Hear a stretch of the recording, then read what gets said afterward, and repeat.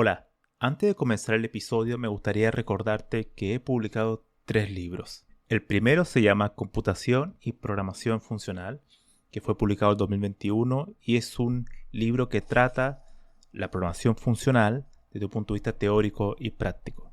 El segundo se llama Mentes Geniales, la vida y obra de 12 grandes informáticos. Esta es una obra que repasa la historia de hombres y mujeres que fueron relevantes en la historia de la computación. Y el último, el más reciente, se llama Principios de Programación, donde explico una nueva forma de entender la programación a través de 8 conceptos. Todos estos libros se pueden encontrar en librerías en España o en Amazon, y también en Latinoamérica se puede encontrar a través de Mercado Libre y Busca Libre. Para más detalles pueden visitar mi sitio web camilochacon.com. He estado desaparecido hace un tiempo porque, he intentado hacer otras cuestiones aparte del podcast. Una de ellas es el newsletter diario, donde subo cada día reflexiones, comentarios, recomendaciones sobre informática, sobre programación, pero también intentando añadir otras cuestiones, por ejemplo, recomendaciones de literatura o otros textos que yo considero que pueden ser interesantes. También he recuperado el canal de YouTube, que lo tenía hace mucho tiempo abandonado, donde hago también reflexiones, pero ya en formato audiovisual, que son, por supuesto, diferentes a un escrito, un poco más relajado, más breve. Y también subo ahí vídeos de libros, donde los voy hojeando y ese tipo de cuestiones, ¿no? Que en formato video es mucho más interesante, yo creo. También estrené hace poco 2 videos de Rush, o sea, programación en vivo. Directamente quería ponerme a prueba un poco y creo que también interesante ponerse a programar. Bueno, voy a aprender alguna cuestión y voy a apretar el botón grabar mi pantalla y vamos a ver qué tal, qué pasa con eso, es decir, con qué me encuentro. Y con Rush hice ese experimento, ya hay 2 videos que son de 1 hora y media cada uno. Así que si alguien se quiere dar el tiempo de ver esas cuestiones, son bastante largas, bueno, quizás pueden ver un poco la opinión que tengo sobre el lenguaje, que también lo voy a mencionar ahora en este episodio. Así como pueden escuchar, entonces he estado haciendo muchas cosas, aparte del podcast, que espero recuperar también, ya con este episodio, y mañana es lo más probable que tenga una entrevista con alguien que ya estuvo aquí, así que seguramente a muchas personas les va a agradar volver a escucharlo y espero que sea una charla muy interesante, muy amena, al igual que fue la primera conversación que tuve con él, así que esperen esa entrevista porque de seguro les va a entusiasmar y van a aprender muchísimas cosas al igual que yo aprendí la vez anterior. Entonces, para este episodio me gustaría hablar sobre un poco los lenguajes de programación y en particular mi pequeña, todavía frágil opinión sobre Rush, y porque lo estaba ocupando, en realidad solamente lo he ocupado unas 3 horas, que ha sido la suma de los 2 videos que tengo en YouTube, pero creo que ya al menos puedo tener una impresión o al menos preliminar sobre cómo es el lenguaje y también explicando algunas cuestiones sobre el lenguaje de programación, en particular las implementaciones. Esto yo lo comenté en un episodio anterior, pero me gustaría volver a repetirlo. Cuando uno dice que un lenguaje es interpretado o es un lenguaje de programación compilado, es un error. Es un error en el sentido de que el lenguaje está aparte, está separado de la implementación. Muchas veces las personas se sorprenden, pero, por ejemplo, Python, que es un lenguaje interpretado, como mucha gente le dice que es un lenguaje interpretado, en realidad hay versiones de Python que son compiladas, o hay versiones de Python que tienen just in time, o sea, un compilador JIT, como PyPy, por ejemplo, que funcionan diferente y que no son interpretadas. Como también hay algunas versiones de C que son interpretadas, que son pocas, por supuesto, quizá no tienen tanta utilidad, pero también hay formas de generar código interpretado de C o de C++, que son lenguajes por excelencia compilados estáticos, tienen un compilado estático. Esto viene a cuento porque siempre está la disputa de cuál lenguaje es mejor. Por supuesto que no, que las comparaciones son hoy en día, sobre todo con el hardware que ha avanzado tanto, que un lenguaje sea compilado no podemos presuponer a priori que va a ser mejor que un interpretado. Por ejemplo, sería bastante difícil defender la postura que un lenguaje compilado como C++ es mejor opción que Python para Machine Learning, por ejemplo. Si quiero hacer prototipos, si quiero hacer gráficos, análisis de datos, cargar un fichero, dibujar un grafo, hacer todo este tipo de plots, ¿no? de gráficos que hay en todo lo que es el análisis de datos, de data science. Entonces sería bastante absurdo defender una postura de que C++ es una mejor opción para eso. Ahora, por supuesto que cuando uno quiere ya entrar en optimizaciones mucho más rígidas, mucho más que el rendimiento sea la clave principal sobre lo que requiere nuestro sistema, ahí sí podemos entrar a investigar o poner sobre la mesa opciones que pueden entregarnos un mejor rendimiento, o sea, lenguajes que sean compilados. Pero la mayoría de los casos eso uno no lo requiere. Otra cuestión también interesante, y ahora volviendo a Rush. Rush es como la versión de C, pero lo que debió haber sido C, pero esta vez mejorada. Ahora, por supuesto que estamos hablando de un lenguaje que surge prácticamente 50 años después de C. Entonces, es obvio que aprendió mucho de los errores de lo que se hicieron en C.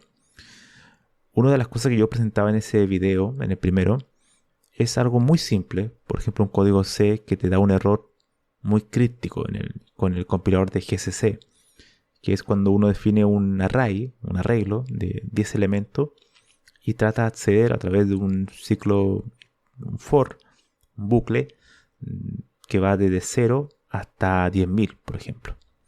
Y recordemos que el arreglo tiene 10 elementos. Entonces cuando quiere entrar, cuando llega la instrucción de acceder al índice 10, porque asumamos que C parte en 0, entonces de 0 a 9, cuando ya llega a 10 y a 11 y va hasta 10.000, ocurre un cementation fall, ¿no? Que es un error de cementación, hay una falla en la memoria, porque estamos tratando de acceder a un índice que no existe en ese espacio de memoria que no está reservado. Entonces, bueno, si uno ve el error que yo lo muestro en ese video, por supuesto que ese cementation fall no dice nada, no nos dice absolutamente nada, uno después lo entiende a través de la prueba y error. Pero para un programador novato eso es bastante crítico. Por tanto, cuando yo hago el mismo ejemplo en Rush, me encuentro con varias cuestiones interesantes.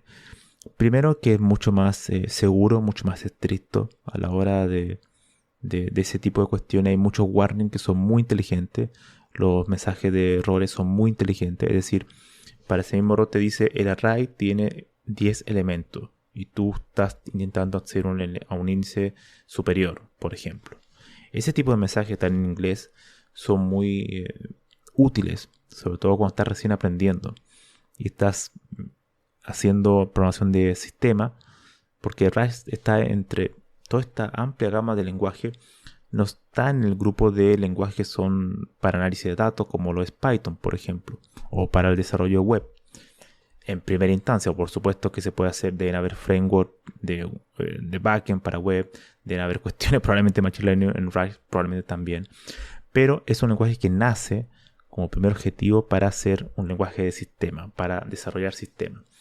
¿Qué quiere decir esto? Que es un lenguaje que busca tratar de construir software que esté lo más cercano al hardware. Es decir, sistemas operativos, lo que son los kernels, lo que son los drivers, lo que son servidores TCP/IP, protocolos. Toda esa capa que está muy cercana al hardware, donde estamos manejando bytes, estamos manejando todas cuestiones que son acceso a direcciones de memoria. Todo ese tipo de cuestiones, Rush es, al igual que C, una alternativa que después de usarlo me parece bastante buena. Por esto que los mensajes de error son muy buenos, mucho más seguros.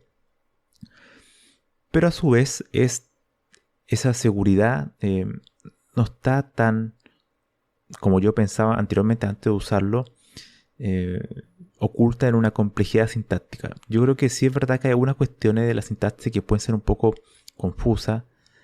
Nunca llega al nivel de lo que podría ser C++, ¿no? C++ es extremadamente complejo en la parte sintáctica. Solo es cosa de, para los que han programado en C++, recordar la metaprogramación o template programming. Es una locura en realidad C++. Ahora, si uno va por ejemplo a C, pensamos en C, y vamos a cuestiones, a trucos o tricks, no sé cómo se dice en inglés, que son una especie de ese típico, esas típicas expresiones un poco mágicas que hay en C. Podemos encontrar cosas bastante confusas en C, a pesar de que es un lenguaje pequeño, con los punteros, a través de los punteros, que son cuestiones muy abstractas que cuando uno sienta comenzando a programar puede volverse demasiado confuso. Los punteros. Rush también tiene punteros, pero en muchos casos es una manera mucho más amigable de usarlo. De hecho tiene una parte que es como un bloque que se llama unsafe. Eso me recuerda mucho a C#, ¿no? Que cuando uno quiere acceder a cuestiones que tú sabes como programador que son inseguras, Rush tú tienes que explícitamente indicarle que dentro de este bloque de código va a ser inseguro, por tanto me permite hacer otro tipo de cuestiones y el compilador se va a comportar de una manera diferente. Entonces, claro, Rush se ve, en mi primera impresión, es un lenguaje muy interesante, una alternativa muy seria con respecto a C. Me parece, no he visto el rendimiento en cuanto a velocidad de cómputo, pero por lo que he leído se ve bastante interesante. Y es mucho más seguro, por supuesto. Y que el compilador te ayude con mensajes mucho más precisos es algo invaluable, sobre todo en ese tipo de sistema donde los detalles pueden tener un gran peso. Es decir, pequeños errores en C a veces uno no sabe dónde ocurren. Por ejemplo, el tema de la fuga de memoria. Uno puede pasarse horas tratando de depurar el programa hasta encontrar un error, cosa que en Rush podría ser mucho más rápido, mucho más y te lo evita seguramente a través de las estructuras que el propio lenguaje a nivel de seguridad proporciona. Ahora si vuelvo anteriormente a la primera parte de este audio, yo dije que había distintos tipos de implementaciones, ¿no? Y hoy viendo un video de Computer File de YouTube, que es probablemente uno de los mejores canales de ciencia de la computación, está en inglés, y hablaba un poco de JIT, ¿no? Este Just in Time Compiler, ¿no? Y una de las cosas interesantes de ese tipo de compilaciones que básicamente lo que presupone la idea es que tenemos la compilación estática, ¿no? Que por ejemplo el compilador de C del GCC, que uno tiene un código fuente, el compilador lo revisa en tiempo de compilación y bueno, después crea un ejecutable. Pero hace toda la validación en tiempo estático, es decir, genera el binario, una vez que uno ejecuta ya no hay nada más que hacer porque la compilación ya está hecha. Lenguajes como Python, por ejemplo, son totalmente a la inversa, es decir, cada instrucción que uno va apretando Enter, por así decirlo, se va ejecutando en el momento. Pero hay otra opción que lo ocupa el lenguaje como JavaScript con el motor V8 o el mismo Java, que son just in time, ¿no? Es decir, que son compilaciones algo híbridas donde presupone la idea de que hay código. Si tenemos, por ejemplo, 1000 líneas de código, 10.000, 1.000.000 de líneas, uno asume que hay instrucciones, bloques de código que se repiten. No todo el código que uno escribe es diferente o totalmente diferente a otro. Esa es como la hipótesis de este tipo de compilaciones. Entonces, ¿qué significa eso? Que si hay cosas que se repiten, uno puede en tiempo de ejecución detectar ciertos patrones y optimizarlos. Es decir, crear una especie de compilación en tiempo de ejecución. O sea, va por así decirlo, analizando en ejecución el código y va mejorándolo, va reduciendo el tiempo de cómputo. Eso obviamente que crear un compilador just in time es extremadamente complejo. De hecho acabo de leer una versión de Rush no es por defecto solamente es compilado estático, Pero había una versión ya just in time para Rush. Entonces decían que, bueno, es un trabajo bastante complicado, ¿no? Hacerlo. Por ejemplo, Python tiene PyPy, ¿no? Y en este video de que yo los invito a ver de Computer File de Just in Time, que se publicó creo que hoy o ayer, mostraron un ejemplo de un código en Python, ¿no? Una versión de Python interpretada. Y la versión de Python interpretada, claro, cuando uno ejecuta un bucle como un for, y si uno está repitiendo la función, la invocación dentro de una función que es con los mismos argumentos, no cambia absolutamente nada, pero está solamente invocando, está dentro de una iteración de 10.000 o 1 millón o 10 millones de veces, la interpretación tarda muchísimo porque, claro, el compilador no está analizando nada, solamente está ejecutando instrucción a instrucción, nada más. Entonces es bastante tonto. Pero ya un compilador que es just in time, a diferencia de un intérprete, puede hacer ese tipo de validaciones. Puede analizar, por ejemplo, el bucle y ver cómo está construido y darse cuenta que si dentro del bucle tenemos una función que se llama con los mismos argumentos siempre y nunca cambia el argumento, el tiempo de computación de eso va a tardar absolutamente nada, ¿no? Entonces va a ser como si el bucle solamente se ejecutara una vez, o sea, va a tardar 0 segundos, 0 punto y algo, ¿no? Muy poco. Entonces ese tipo de optimizaciones, para poder hacerlo, ese tipo de compilador requiere una especie de híbrido donde algunas instrucciones se ejecutan como un intérprete y otras como si fuesen compiladas. Es decir, el análisis estático de un compilador presupone que tú tienes que leer todo el código y ver tipo de optimizaciones. Pero ¿qué pasa? Cuando son lenguajes que tienen cientos de líneas de código, el tiempo de compilación en un compilador estático común y corriente, eso puede tardar muchísimo tiempo. Es normal que a veces en sistemas grandes pueden tardar horas, a veces de compilación, como son cientos de líneas de código. Cientos de miles de líneas de código, ¿no? Pero ya cuando hablamos de un compilador just in time, puede en algunos casos eso al menos mejorar, ¿no? O sea, en tiempo de ejecución va encontrando algunas cuestiones que pueden hacerlo mucho más eficiente. Pero por supuesto, yo creo que a lo que quiero llegar con esto es que cuando no tan solo está el tema de elegir un lenguaje, sino que cuando uno elige un lenguaje también tiene que preocuparse de elegir su implementación. Esto, por supuesto, las personas que están aprendiendo un lenguaje de programación da lo mismo, no importa, pero me refiero ya cuando uno quiere optimizar algo y sacarle mayor provecho posible a tu creación, a tu producto, a tu algoritmo, lo que sea, ¿no? Ahí sí uno tiene que ver qué compilador ocupar. No es lo mismo ocupar GCC que CLang o CLang o el compilador de Microsoft, de C++, ¿no? Tampoco es lo mismo ocupar el intérprete por estándar de Python que PyPy, por ejemplo. O no es lo mismo ocupar el compilador estático de Rush con el just-in-time compilador de Rush que vi en GitHub, ¿no?